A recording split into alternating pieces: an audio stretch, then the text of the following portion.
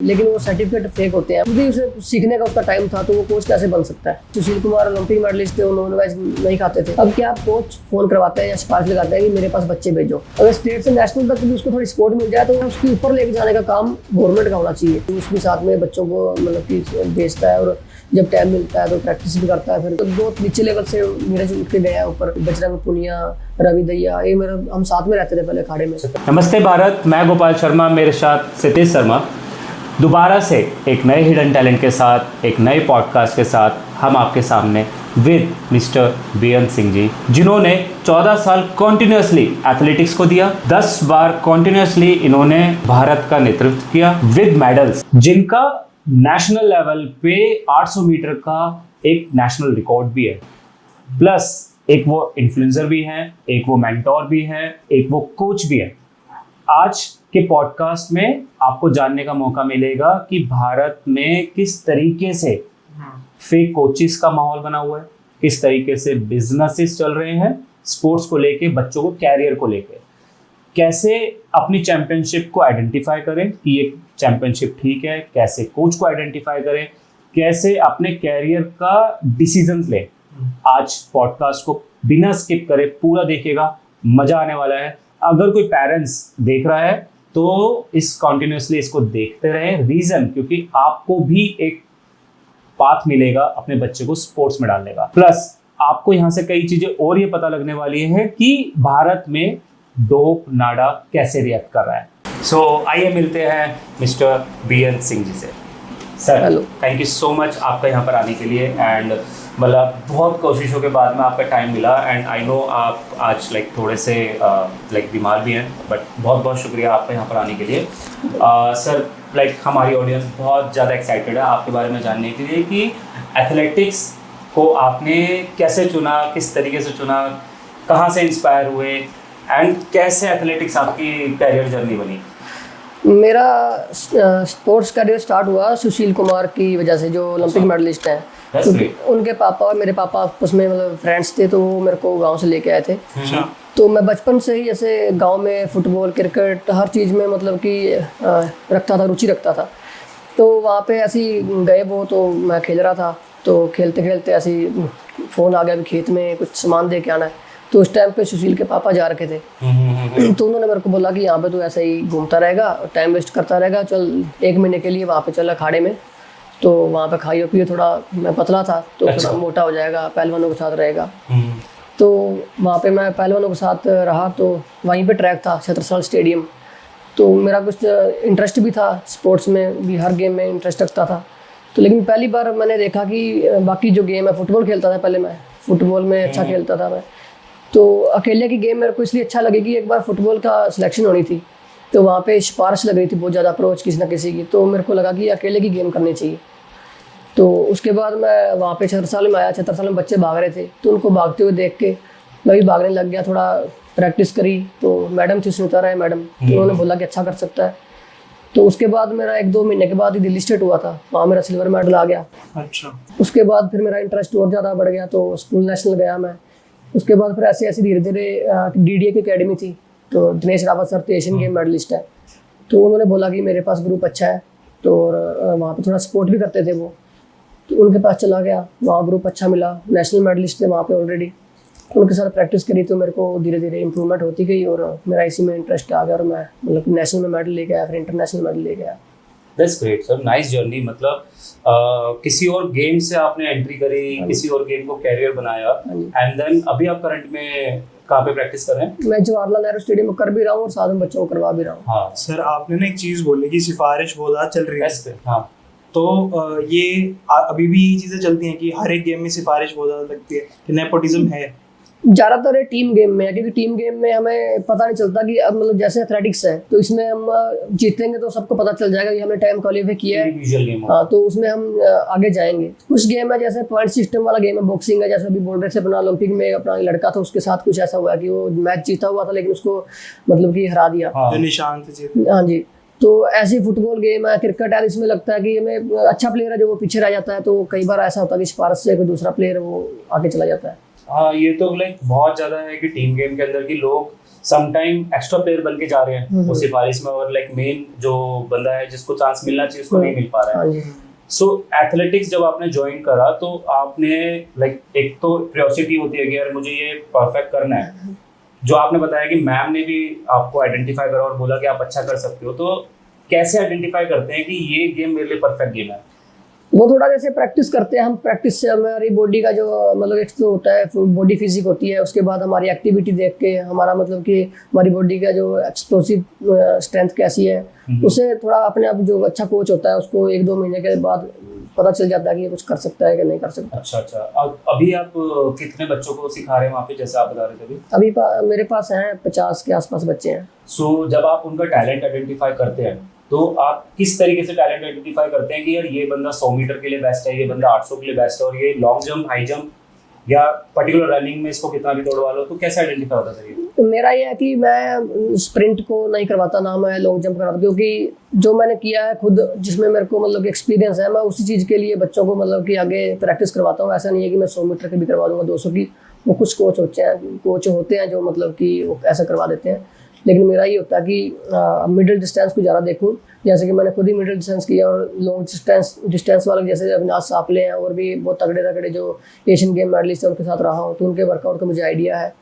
बाकी जैसे आपने बात बोली कि कैसे आइडेंटिफाई करते हो, वो जैसे प्रैक्टिस करता है कोई एथलीट आता है तो उसको पता 2-4 महीने में पता चल जाता है कि इसके अंदर इंड्योरेंस कितना है, स्पीड कितनी है। वो वर्कआउट से पता चल जाता है कि छोटा वर्कआउट कितना अच्छा कर रहा है और लॉन्ग वर्कआउट कितना अच्छा कर रहा है, उसी से हम जज करते हैं। तो सर सही एज क्या होनी चाहिए कोई भी अगर अपना एथलेटिक करियर स्टार्ट करना चाहता है? तो ये सब बहुत ज़्यादा क्रूशियल पॉइंट है, रीज़न क्योंकि बच्चा अपना क्या जानते हैं, हर कोई जानता है कि स्पोर्ट्स बच्चा खेल रहा है मेरा, बट उसकी राइट एज कोई नहीं जानता। बिल्कुल, ये अभी मैंने थोड़े दिन पहले भी पोस्ट डाली थी, तो अभी 12 से 16 साल, जैसे मैंने एथलेटिक्स के उससे बोला था कि 12 से 16 साल।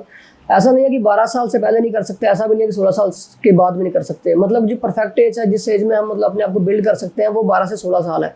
ऐसे में जो मेरे कोच थे वो 24 साल के बाद उन्होंने गेम स्टार्ट करी थी, एशियन गेम में मेडल भी लेके आए थे, वो बहुत अच्छे एथलीट भी रहे हैं। और जैसे कि ऐसा जो प्रोफेशनल स्पोर्ट्स है उसको मैं स्टार्ट करने की मतलब कि 12 से 16 साल बोलता हूँ। उससे पहले आप फिजिकल एक्टिविटी में इन्वॉल्व हो सकते हो, मतलब बचपन से 5-6 साल के बाद, जैसे अलग अलग तरह की, ऐसा नहीं है कि एक ही गेम में मतलब रनिंग करवानी तो रनिंग करवाते रहो, अलग अलग स्पोर्ट्स करवाओ, फिजिक खुलती रहे और अपना लाइक पूरा मसल्स हमारी ओपन रहे, तो देन एक पर्टिकुलर एज में हम लोग एक पर्टिकुलर गेम कर सकते हैं। पर जो जूनियर वाले सब जूनियर्स की जो कैटेगरीज होती है तो उसमें भी पर वो 10 साल से नीचे वाले बच्चों को भी खिलाते हैं।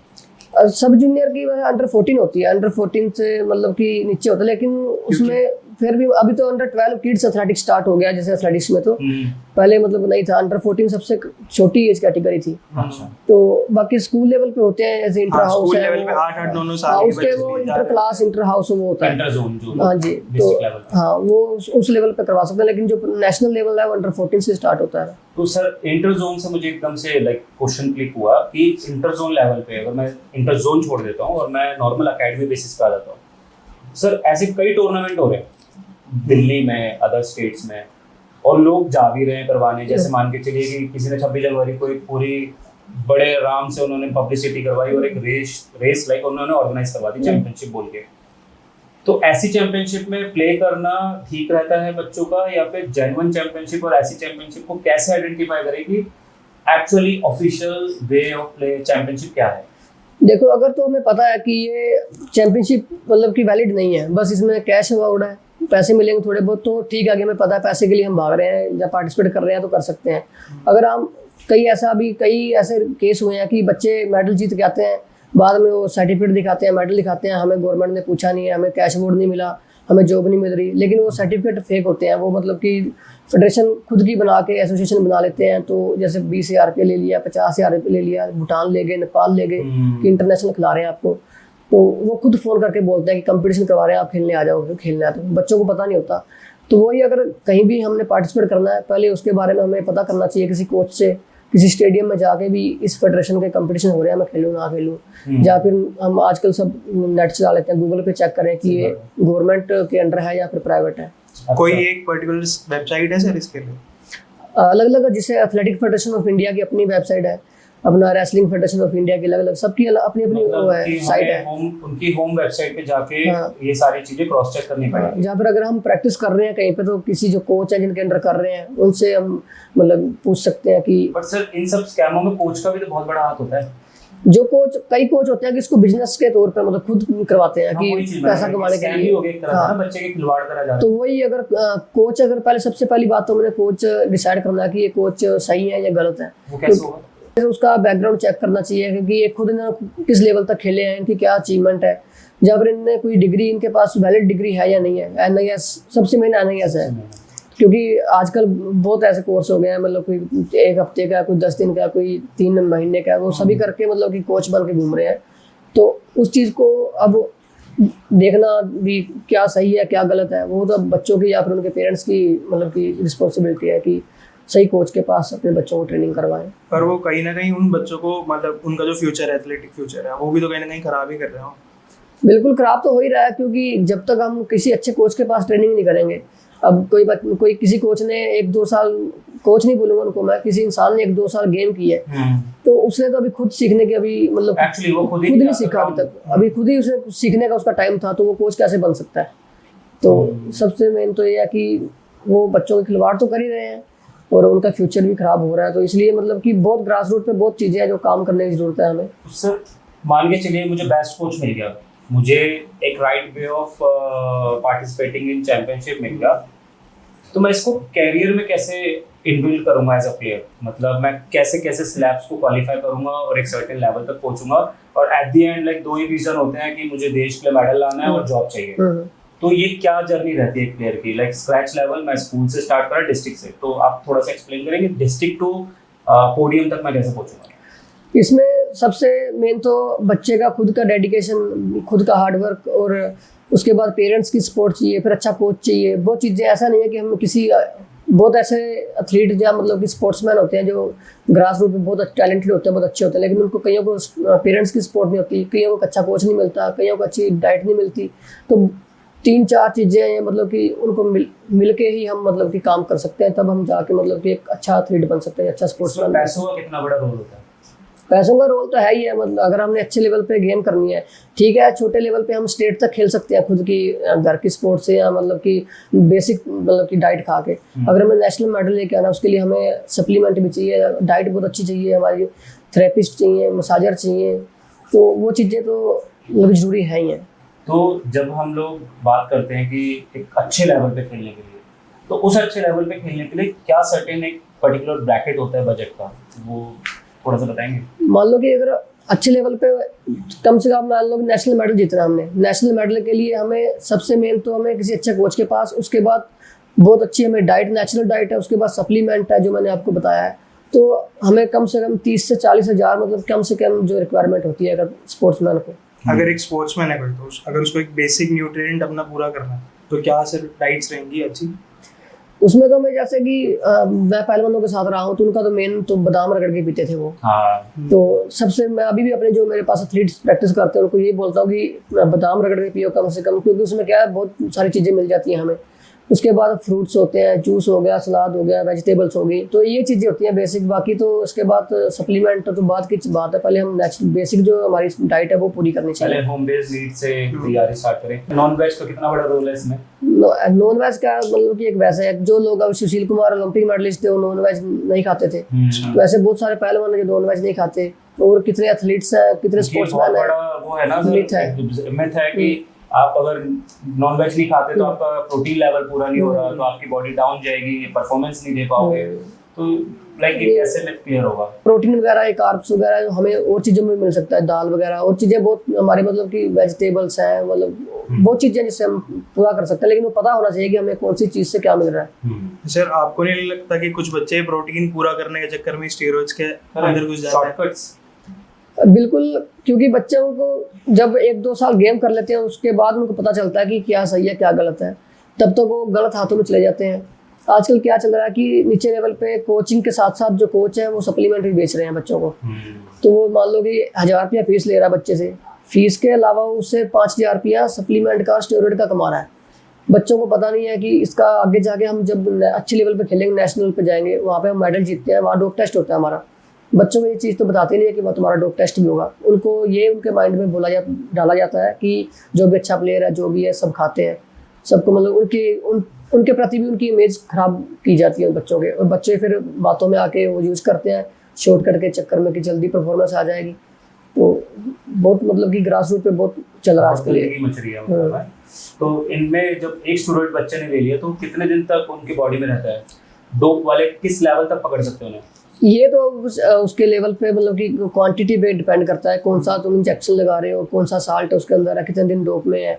कोई ऐसा भी कोई आते हैं साल 1.5 साल भी 6 महीने 1 महीना अलग अलग होते हैं। लेकिन ये अगर हम नेशनल मेडल जीतने के बाद नेशनल कैंप में जाते हैं, इंडिया रिप्रेजेंट करना है अगर हमने, तो मान लो कि यहाँ नेशनल तक तो हम कोई बंदा क्या करता है, खाता है, छोड़ देता है कंपटीशन से पहले, उसकी परफॉर्मेंस डाउन आती है, चलो ठीक है। लेकिन अगर हम नेशनल को लेवल पे जाके मेडल जीत के इंडिया कैंप में जाते हैं, इंडिया रिप्रेजेंट करना हमने इंटरनेशनल लेवल पे, तो हमें नेशनल कैंप में रहना होता है। यहाँ पर हमारा नाम आता है वेयर अबाउट्स में, रैंडम टेस्ट होते हैं जो, तो वहाँ जाके तो आप मान लो आपको पता ही नहीं है कि मेरा अभी यहाँ पे डोप टेस्ट हो सकता है, तो आप कैसे खा लोगे, कब कैसे छोड़ दोगे? सही बात है। वो तो अगर आपको पता है कि मैं उस डेट को वहाँ खेलना है, उस डेट से आप पहले छोड़ दोगे उस हिसाब से, लेकिन आपको पता ही नहीं कि मेरा कभी भी चेक हो सकता है। सही बात है, तो कभी भी नोटिस भेज देते हैं आपके घर से अपना एक्शन लेने लगते वही हैं। बिल्कुल। तो वो बात ना ही कोचों को, आधो कोचों को नहीं पता इस बात का, और जो नए एथलीट्स हैं उनको तो पता ही नहीं है बिल्कुल। तो सर लाइक मेरा ना अभी भी वही क्वेश्चन घूम कर आ रहा है कि इस टाइप के जो कोच हैं इनमें इतनी हिम्मत आती कैसे है कि ये कोच बन जाते हैं? मतलब इनको नॉलेज नहीं है बड़े तब भी कोच बन रहे हैं, ऐसी हिम्मत आती कहाँ से इन लोगों को? और फिर भी स्टीरॉइड रिकमेंड कर रहे हैं बच्चों को बिना नॉलेज। पहले क्या था, पहले कोच कम थे और बच्चे ज़्यादा थे। बच्चे सिफारिश लगाते थे कि मेरे को उस कोच के पास ट्रेनिंग करनी है, किसी ना किसी का फ़ोन करवाते थे। कोच करवाते नहीं थे क्योंकि कोच के पास इतना टाइम नहीं होता था। अब क्या, आप कोच फ़ोन करवाते हैं या सिफारिश लगाते हैं कि मेरे पास बच्चे भेजो ट्रेनिंग करवाने के लिए, क्योंकि ये बिजनेस बन गया अब ये कोचिंग नहीं रही। मान लो कि किसी बच्चे को परफॉर्मेंस जल्दी लेके आनी है, तो उसको पता नहीं है साइड इफेक्ट्स का, आगे जा क्या करना है, तो ऐसे कोच के पास जाएगा, कोच उसको बोलेगा कि ये सामान खा ले, जल्दी परफॉर्मेंस आ जाएगी। कोच का भी लालच है उसमें भी, अगर एक बंदा रेस भाग रहा है उसको देख के 10 और आएंगे, तो कोच को लालच है कि पैसा कमाने का। उसको अपना आगे दिख नहीं रहा फ्यूचर किसी चीज़ में, अच्छा गेम तो उसने किया नहीं है, अच्छा स्पोर्ट्स उसने किया नहीं है, तो उसको ये लग रहा है कि ये आसान तरीका है पैसा कमाने का, तो बच्चों को मतलब कि पागल बनाने का। तो मतलब जो ये सरकार को क्रिटिसाइज करते रहते हैं आजकल के जितने भी स्पोर्ट्समैन हैं कि भाई सरकार ग्रास रूट पे, या फिर चलो ठीक है ग्रास रूट पे नहीं कर रही, पर कहीं ना कहीं तो हमारा खुद का ही जो गवर्नमेंट से हट के अंदर का जो इकोसिस्टम है वही तो खराब कर रहा है। बिल्कुल, सब कुछ ऐसा नहीं है कि सब हर काम की रिस्पॉन्सिबल सरकार ही है, उसके साथ साथ हमारा खुद का भी हक बनता है कि हम खुद भी अवेयर रहें, गलत सलाह ना दें किसी को। अगर कोई अच्छा बच्चा है उसको मतलब कि सही रास्ते पे लेके जाएं, उसको एक खराब मत करें नीचे लेवल पे। और गलत सलाह देने वाले तो लोग काफी हो गए। को बंद करने के लिए तो अब सरकार को ही जहाँ पर कुछ ना कुछ आइडेंटिफाई करना पड़ेगा, ये कोचिंग करवा सकता है, या फिर बैन सिस्टम, या फिर उनका कोई डिग्री है वो उनकी रद्द करें, तो कुछ ना कुछ तो करना पड़ेगा। ऐसा कोई प्लेटफॉर्म नहीं है जहाँ पे मैं ये आइडेंटिफाई कर सकूं कि ये वाला जो कोच है इसने एक्चुअल में इतना स्टेटस खेला है, क्या ये मेरे लिए ठीक रहेगा नहीं रहेगा? मतलब एक समझते हैं तो एक कोच के एक्सपीरियंस से ही पता लगता है कि वो कितना बड़ा कोच बन सकता है मेरे लिए। आई थिंक यही हो सकता है ना, प्रैक्टिस तो बाद की बात होती है। अभी तक तो कोई ऐसा कुछ नहीं है कि ये कोच मतलब कि बहुत अच्छा है, या कोई जो पुराने गेम कर रहे हैं, जिनको एक्सपीरियंस है, जो पुराने बच्चे गेम कर रहे हैं, उनको पता है कि कौन कोच कैसा है। जो नए बच्चे हैं उनके लिए तो एक जिसके पास भी गए उनके लिए तो कोच ही है वो, तो रिकमेंडेशन वाला गेम हाँ, कि हाँ उसके पास ले जाओ। तो मैं जा रहा हूं। जो आजकल सोशल मीडिया पे खुद ही कोच मतलब कुछ भी बोल के डाल देते हैं, तो वो बच्चे जो सोशल मीडिया चलाते हैं वो देखते हैं तो उनके लिए बहुत अट्रैक्टिव लगती है, तो उनके पास जाते हैं कि ये कोच अच्छे हैं।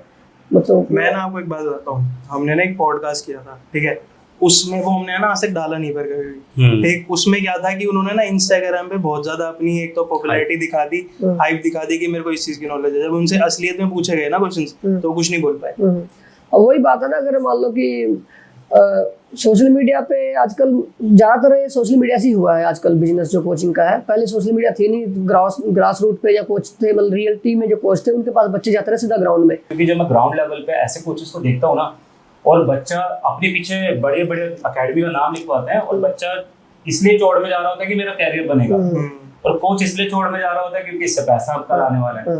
पर दोनों में से इसको ज्यादा पता है कि इसका कैरियर खराब हो रहा है, और तभी इंटेंशनली खराब कर रहा है। ऐसे अकेडमी मैं पर्सनली कम से कम आज के टाइम पे बताऊं तो 10 से 15 में बंद करवा चुका हूँ, तो लाइक मैं पर्सनली लेवल पे ऐसा कर रहा हूँ, रीजन क्योंकि मुझे पता है कि वो 10 बच्चों की तो जिंदगी बनेगी, तो ऐसा तो आई थिंक करना चाहिए। बट मुझे एक छोटा सा क्वेश्चन जो कि आपने स्टार्टिंग में हाईलाइट करा था कि ग्राउंड लाइक अपना ग्रास रूट लेवल पे काम नहीं हो रहा, वो ऐसे क्या काम है जो अभी नहीं हो रहे और ऐसे क्या काम है जो होने चाहिए? सबसे मेन है ग्रास रूट पे बच्चे प्रैक्टिस करने आते हैं, चलो एक लेवल तक वो अपने घर की स्पोर्ट से या खुद के कुछ टैलेंट होता है कि वो स्टेट तक पहुंच जाते हैं, लेकिन टैलेंट एक स्टेट लेवल तक ही काम आता है। उसके बाद अगर हमने प्रो लेवल पे पहुंचना है तो उसके बाद हमें सपोर्ट भी चाहिए, तो अकेला टैलेंट काम नहीं करेगा। कम से कम अगर जो स्टेट मेडलिस्ट है, मान लो कि अगर किसी ने स्टेट में मेडल जीता है, उसका कम से कम 2000 रुपया, कम से कम 2 से 3 या कुछ भी, मतलब कि छोटी छोटी, मतलब कि जिससे वो अपनी बेसिक डाइट है वो खा सके। तो अब बच्चे ऐसे बच्चे हैं बेचारे जो 3-3 हज़ार का रूम लेके उसमें शेयरिंग में रह रहे हैं, उसके बाद घर से 5-6 हज़ार रुपया आता है, उसमें उन्होंने डाइट भी खानी है, रहना भी है, कोचिंग फीस भी देनी है, कुछ जूते भी आजकल, मतलब कि कोई नॉर्मल शूज़ भी 5 से 7 हज़ार के नीचे नहीं आता। तो ये चीज़ें, बहुत सारी चीज़ें हैं जो मतलब जिन पर काम करने की ज़रूरत है। अभी जब बंदा जीत रहा है, स्टेट में मेडल जीत रहा है, वो तो दिख ही रहा है ना कि ये बंदा जीत रहा है। चलो बाकी प्रैक्टिस कर रहे हैं, चलो पता नहीं चलता अभी कौन अच्छा कौन नहीं है, जो मेडल जीत रहा है वो तो अच्छा ही है। तो उसको मतलब कि वहाँ तक वो आ सकता है, उसके ऊपर लेके जाने का काम गवर्नमेंट का होना चाहिए। तो गवर्नमेंट का क्या करती है, बंदा नीचे से आता है स्टेट लेवल पे, स्टेट लेवल से आगे भी उसको खुद ही जाना होता है। स्टेट तक खुद आ गया, स्टेट लेवल तक, अगर स्टेट से नेशनल तक भी उसको थोड़ी सपोर्ट मिल जाए तो आगे तो फिर सपोर्ट मिल ही जाती है, स्पॉन्सर वगैरह मिल जाते हैं और चीज़ें बहुत मिल जाती हैं। तो इसमें साई कुछ काम नहीं करी ग्रास रूट पे? क्योंकि जहाँ तक मैंने सुना है कि कीर्ति आ गया और आपका खेलो इंडिया आ गया, खेलो इंडिया वुमेन लीग आ गया, तो इसमें ग्रास रूट लेवल पर भी सरकार की तरफ से कोई काम नहीं हो रहा? क्योंकि ये लोग तो हाईलाइट बहुत ज्यादा कर रहे हैं कि हम कीर्ति लिया है, हम खेलो इंडिया टॉप भी तो लिया है। टॉप तो लाइक एलाइट लेवल पे हो गया ना, एलीट लेवल पे जो एथलीट हो गया, पर ग्रास रूट के लिए तो कीर्ति अभी रिसेंटली लॉन्च हुआ। तो मेरे को नहीं लगता कि इनसे कोई फायदा होने वाला है, क्योंकि उसमें तो बच्चों को पता ही नहीं है, स्कूल के बच्चे हैं वो छोटे लेवल पे हैं, उनको मतलब कि कोई कंपटीशन का पता ही नहीं है। मेरा कोई स्टेट लेवल पे जो ओपन स्टेट होती हैं, मान लो दिल्ली स्टेट हुई या कोई भी पंजाब स्टेट हुई, यूपी स्टेट हुई, वहाँ पे बंदा ओपन कंपटीशन खेलता है, तो वहाँ से सपोर्ट करने की जरूरत है, क्योंकि वहाँ पे कंपटीशन भी अच्छा होता है। ऐसा नहीं है कि वहाँ कंपटीशन छोटा मोटा होता है। जो ये कीर्ति है छोटे बड़े स्कूल लेवल पे है। खेलो इंडिया भी पहले नेशनल लेवल पे हो रही थी, नेशनल में सिलेक्शन हो जाती थी, स्टेट से वहाँ कोटा मिलता था कि वहाँ पे ये बंदे इतने बंदे जाएंगे। उसमें भी ऐसा तो है नहीं, खेलो इंडिया में भी बच्चे डोप में नहीं पकड़े जा रहे, खेलो इंडिया में भी डोप में पकड़े गए हैं बच्चे बहुत ज़्यादा। तो फिर वो ग्रास रूट कहाँ से रहा जब उसमें डोप यूज कर रहे हैं बच्चे? हाँ, मतलब वो तो फिर एक्सपीरियंस ही उसने लग गया। हाँ, वो तो मतलब प्रो एक जो नॉर्मल कंपटीशन खेल रहे हैं वही कंपटीशन, मतलब कि दूसरे बच्चे वही कंपटीशन खेल रहे हैं और स्टोरेड भी यूज़ कर रहे हैं, और ग्रास रूट पे स्टोरेड बहुत ज़्यादा यूज़ कर रहे हैं बच्चे। इसको भी ग्रास रूट पे स्टोरेड को भी बंद करना पड़ेगा कैसे न कैसे करके भी। जो हमारे इतनी स्कीम चला रहे हैं खेलो इंडिया, कीर्ति जो आप बोल रहे हो, इसका आधा फंड भी अगर ग्रास रूट पे डोप टेस्ट करने लग जाएंगे ना, तो उसी से पता चल जाएगा जो नेशनल बच्चे डिजर्व करते हैं वो ऊपर जाएंगे। मतलब कि एक्चुअली टैलेंट निकल के आने लगेगा, सिफारिश से नहीं। हाँ, ठीक है। तो सर, जो इंसिडेंट्स अभी आपने हाईलाइट करा और लाइक पब्लिक ने सुना भी, आपको रिएक्ट भी करा पॉजिटिव वे में, अगर आप दलजीत दोसांझ को प्राइवेटली पर्सनली कुछ बोलना चाहोगे तो आप क्या बोलना चाहोगे? सबसे पहले तो मैं भी दलजीत दोसांझ का फ़ैन हूँ, और जो बच्चे हैं वो भी फ़ैन है, वो भी सुनते हैं। लेकिन जब मैं स्टेडियम में गया तो वहाँ पे बहुत ज़्यादा गंदगी थी, वहाँ पे दारू की बोतलें, वहाँ चिकन के पीस पड़े थे, और सामान बच्चों का तोड़ा गया था जो कि खुद अपने पैसों से लेके आते हैं। और उससे पहले भी प्रॉब्लम हो रही थी, मैं प्रैक्टिस में 10-15 दिन से स्टेडियम बंद था। तो इसलिए मैं यही बोलूँगा कि आगे से जो भी कहीं शो होता है तो पहले तो सबसे पहले देखा जाए कि हम कौन सी जगह पे कर रहे हैं और कहाँ यहाँ पे ये चीज़ें सही हैं या नहीं है। क्योंकि जैसे आप अपने स्टेज को मानते हो, पूजा करते हो, सब कुछ आपके लिए वही है, वैसे ही हमारे लिए स्टेडियम है। तो आगे से मेरी ये रिक्वेस्ट है कि मैनेजमेंट को ध्यान देना चाहिए कि ये चीज़ें कहाँ पे करनी चाहिए और कहाँ पे नहीं करनी चाहिए। लाइक स्पोर्ट्स बुक भी पर्सनली रिक्वेस्ट करेगा दलजीत सर कि कभी भी, not Daljit sir, basically everyone, जहाँ पे भी जो भी कॉन्सर्ट प्लान करते हैं, ऐसी जगह पे कॉन्सर्ट प्लान करें जहाँ पे किसी थर्ड पर्सन को हर्ट ना हो। रीजन क्योंकि आप एक ऐसी जगह पे कॉन्सर्ट कर रहे हो जहाँ पे लोग उसको रिचुअल तरीके से लाइक मानते हैं। क्योंकि कभी भी एक स्पोर्ट्समैन जब अंदर घुसता है तो हमेशा ऐसे पूछते हुए निकलता है, और वहाँ पे दारू बिक रही है, वहाँ पे चिकन पीस बिक रहा है। चलो ठीक है, ये सब चीजें आप लोगों ने टिकट्स में प्रीमियम और लाइक स्लैब्स में दे दिया होगा, बट एटलीस्ट उसको वहाँ से सफाई करा के क्लीन करवाने की जिम्मेदारी भी आई थिंक आप लोगों की थी, क्योंकि इन एंटरटेनमेंट परफॉर्मेंस के लिए और भी जगह खाली है। बिल्कुल। अब आप खुद मान के चलिए, आपने लाइक बताया कि 1000 लोग वहाँ पे डेली एथलेटिक्स की प्रैक्टिस करते हैं। 1000 लोग मतलब 10 दिन के हिसाब से बहुत ज्यादा नुकसान हुआ है। बिल्कुल।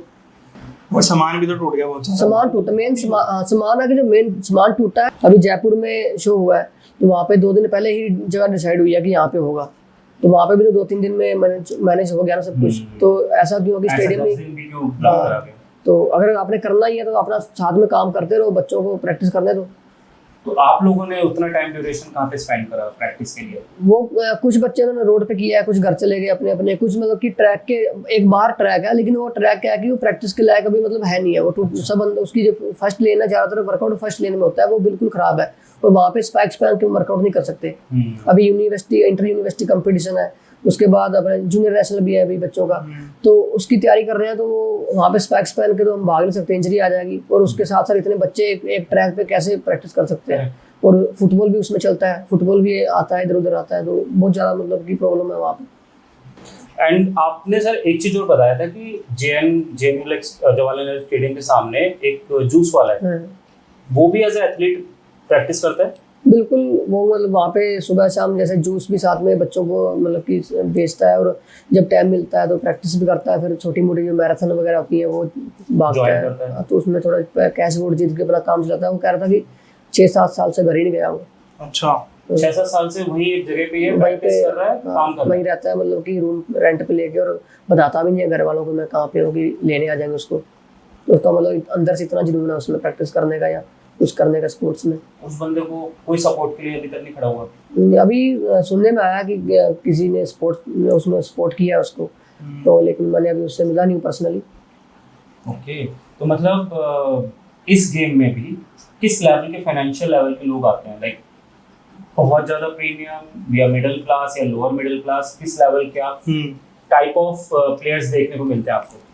ज़्यादातर इसमें बिल्कुल मतलब कि लोग जो फैमिली से हैं वही आते हैं। उनको लगता है कि हम बस भागना है भी, और हमें किसमें सप्लीमेंट की उनको पता नहीं होता। उनको भी कोई कपड़ों का या इक्विपमेंट, कोई क्रिकेट में हमें बहुत बैट वगैरह, पैड्स वगैरह बहुत सामान चाहिए हर गेम में दूसरी, तो इसमें लगता है कि हमने जाकर बस भागना है।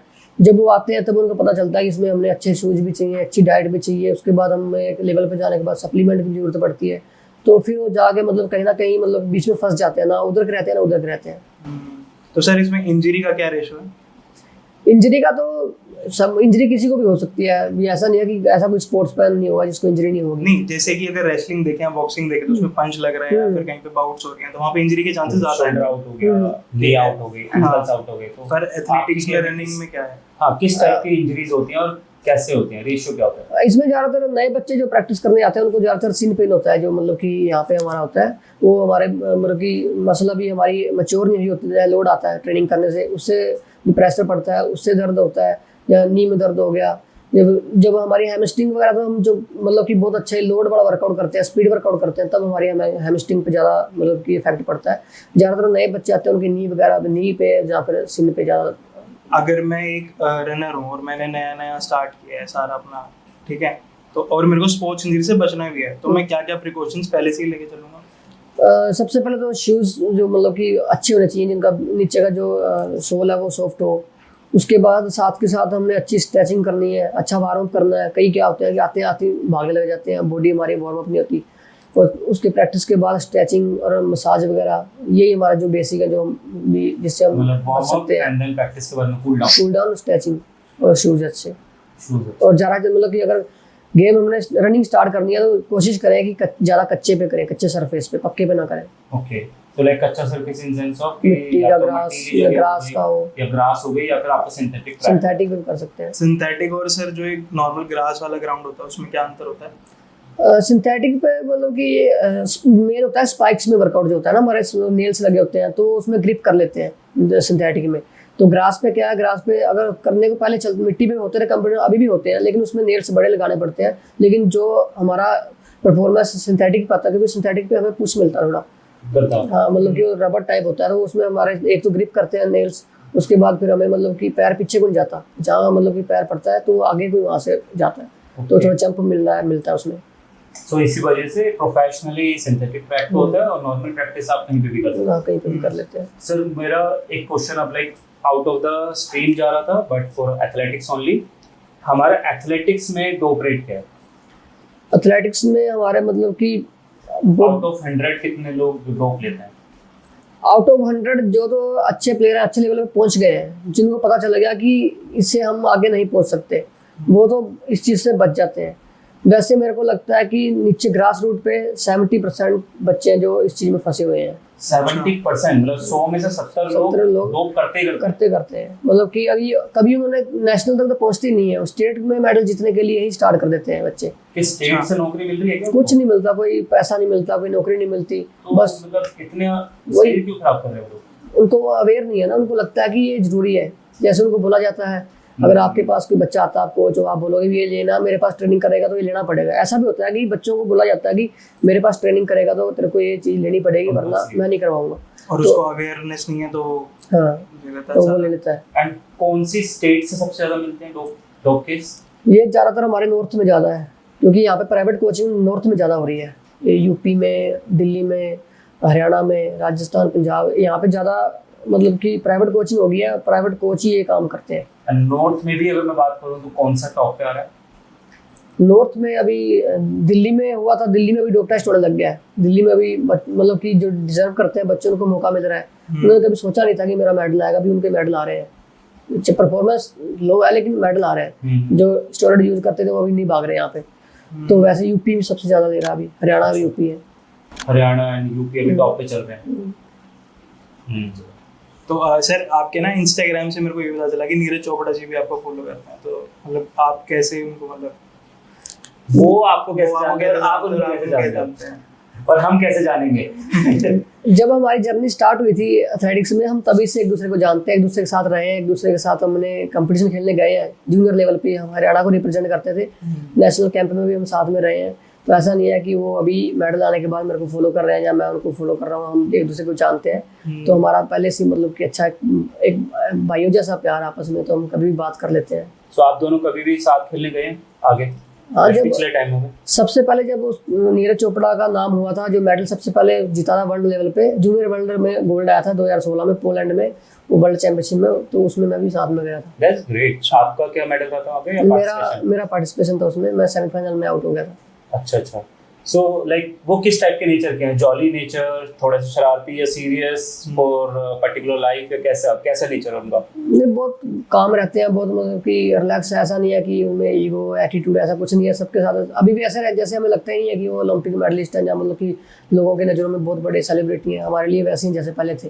क्योंकि एक चीज़ ना बहुत ज़्यादा कॉमन देखी गई है कि मतलब एक बंदे की अगर आजकल तो ऐसा हो जाता है कि अगर किसी की रील भी वायरल होगी ना, वो भी इतना ज्यादा पुनीत सुपरस्टार वगैरह ये सब जितने भी इन्फ्लुएंसर आप उनको देखोगे तो उनमें एक एटीट्यूड आ जाता है, ईगो आ जाता है। तो वो बहुत सारे स्पोर्ट्समैन में मेरे ख्याल से अभी भी बाद में भी देखने को मिला है। मतलब नीरज चोपड़ा में नहीं, पर कुछ ऐसे एथलीट्स थे जो कि अच्छे लेवल पे मेडल्स लेके आए, फिर बाद में बहुत ज्यादा ईगो आ गया, बिहेवियर चेंज हो जाता है। बिहेवियर चेंज हुआ। हम मतलब रिसेंटली कुछ 1-2 ओलंपियन से मिले, हम नाम नहीं लेंगे, बट एक ये था कि दूर सी ठीक है। पर वहीं अगर फिर हम मिले टर्की के जो एक शूटर ओलंपिक में थे, वो काफी ज्यादा वायरल भी हुए थे, जो यूसुफ। हम लोग साथ में चले, हम साथ में चले, वो एकदम ऐसे हैं जैसे कि हमारे बड़े भाई, एकदम कोई ईगो नहीं, कोई कुछ नहीं। तो ये मेरे को एक ना डिफरेंस दिखा इंडियन एथलीट्स में और बाहर के एथलीट्स में कि भाई बहुत ज्यादा ईगो को साइड में रखते हैं। नहीं, वो तो डिपेंड करता है पर्सन टू पर्सन। मतलब वो शुरू से ही मतलब ग्रास रूट से, मतलब बहुत नीचे लेवल से नीरज उठ के गया है ऊपर, तो उनको पता है कि कैसे किसी से बात करनी है, कैसे किसी के साथ बिहेव करना है। तो बाकी मेरे साथ जैसे भी और भी ओलंपिक मेडलिस्ट हैं जो मेरे को मतलब वैसे जानते हैं, तो जैसे पहले थे वैसे ही आज है। जैसे बजरंग पुनिया, रवि दहिया, ये मेरे हम साथ में रहते थे पहले अखाड़े में। हाँ, रवि दहिया और मैं रूम पार्टनर थे जब मैं आया था दिल्ली में। तो ऐसे ही जैसे पहले थे वैसे ही है। बाकी थोड़ा बहुत तो हर किसी में चेंज हो जाता है कि वो कई बार हमें लगता है कि वो एटीट्यूड है, या फिर वो उसकी मजबूरी होती है। कई बार वो हमसे बात नहीं कर पाता, या मतलब कि हम कई बार फोटो के लिए बोलते हैं। तो बाकी जितनों को मैं जानता हूँ वो मेरे लिए मतलब अभी तक ठीक है। बाकी ये नहीं पता कि वो कैसे बिहेव करते हैं किसी के साथ कैसे। तो मैं लास्ट ये पूछना चाहूँगा कि टॉप 3 ऐसी क्या प्रॉब्लम्स हैं जो कि इंडिया भी स्पोर्ट्स में फेस कर रहा है, और क्या क्या चीज़ें मतलब ठीक भी होनी चाहिए? नंबर एक जो डोपिंग की प्रॉब्लम है, ग्रास रूट पे ही जो नए बच्चे आते हैं वो स्टेरॉइड खा लेते हैं, और जो डिजर्व करता अच्छा बच्चा है वो उनके चक्कर में पिस जाता है, नीचे रह जाता है, तो वो थोड़ी दिनों के बाद वो भी खाना स्टार्ट कर देता है या फिर वो गेम छोड़ देता है। तो दूसरी उससे कि फाइनेंशियल प्रॉब्लम है जो बच्चों को होती है एक लेवल पे पहुंचने के लिए। तीसरा है कि जो फेक कोचिंग है, जो फेक कोचेज आजकल बिजनेस कर रहे हैं। So like fake coaching, finance और डोप स्टेरॉइड, आई थिंक ये 3 जो मेजर प्रॉब्लम है ये हर एक स्पोर्ट्स के अंदर आ चुकी हैं अपना। बिल्कुल। तो मैं अगर इसको बोलूँ एक करेक्ट वर्ड, तो आई थिंक ये दीमक लग चुका है। बिल्कुल। So yes, I think like इस पे काम करेंगे तो एक स्पोर्ट्स की वैल्यू जो अभी आज यहाँ पर है, शायद ओलंपिक मेडल्स भी बढ़ने लगे क्या, और पोजीशन भी हमारी अच्छी बनती है। So thank you so much guys यहाँ तक पॉडकास्ट को देखने के लिए। ये थे मिस्टर बीएन सिंह, जिन्होंने एक्चुअली जो ग्राउंड लेवल पे प्रॉब्लम्स आ रही हैं उनको आइडेंटिफाई करा, उनका सॉल्यूशन भी बताया। Like first time in our podcast with the solution हम लोग एक चीज को हाईलाइट कर रहे हैं।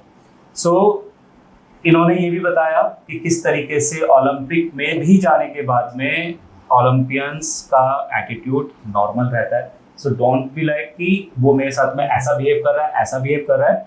दे have several things to do, but I think वो जिस पर्सनालिटी में ग्राउंड लेवल से उठ के आए हैं उनकी पर्सनालिटी आज भी वही है। और मैं ये चीज़ बोलना चाहूँगा जो बीएन सर ने भी हाईलाइट करी कि स्टेरॉइड, डोपिंग, इन सब से दूर रहो।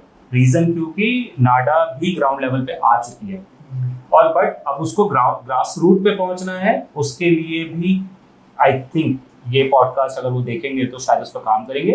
बट प्लीज़ और प्लीज़ स्टेरॉइड्स एंड डोपिंग से दूर रहें। रीज़न क्योंकि वो अभी के लिए आपको परफॉर्मेंस इनहांस दे देगा, बट आगे चल के बहुत ज़्यादा प्रॉब्लम्स आने वाली है। बने रहिए स्पोर्ट्स बुक के साथ में, बहुत अच्छा लगेगा आपको, और शायद आने वाले टाइम पे कुछ ऐसी अपॉर्चुनिटीज स्पोर्ट्स बुक लेकर आएगा जहाँ पे हमारे भारत के स्पोर्ट्स एथलीट्स का हम लोग मिल के ग्रो कराएंगे। Thank you so much.